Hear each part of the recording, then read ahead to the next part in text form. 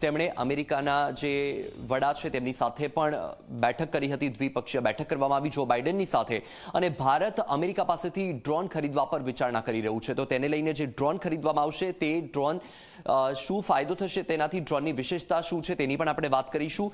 Drone જે ખરીદવામાં આવવાની છે તેની જે વાત કરવામાં આવે તો ભારત ખરીદશે 31 MQ-9B ડ્રોન, અને આ ડ્રોનની કેટલીક વિશેષતાઓ પણ છે જેનાથી ભારતની જે શક્તિ છે તેમાં પણ વધારો થશે. તેની પણ વાત કરીએ તો ઇન્ટેલિજન્સ, સર્વેલન્સ, રિકોનાઇસન્સની ક્ષમતા વધશે.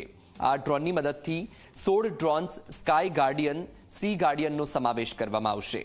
એટલે આ ડ્રોન્સ તાકાત વધારશે. ડ્રોન્સથી આકાશ, ધરતી અને સમુદ્રની સુરક્ષા વધશે. એટલે કે ડ્રોન જો ખરીદવામાં આવે તો તેનાથી આકાશ, ધરતીની સુરક્ષામાં પણ વધારો થશે. દૂરથી પણ આ ડ્રોનને સંચાલિત કરી શકાય છે. આ ડ્રોન એટલું શક્તિશાળી છે કે એને દૂરથી પણ તમે સંચાલિત કરી શકો છો. સાથે કોઈ પણ વાતાવરણમાં ઉડાન ભરવામાં આ સક્ષમ છે. જ્યારે વાતાવરણ ખરાબ હશે ત્યારે કોઈ પણ વાતાવરણની અંદર આ ડ્રોન ઉડાન ભરવામાં સક્ષમ છે.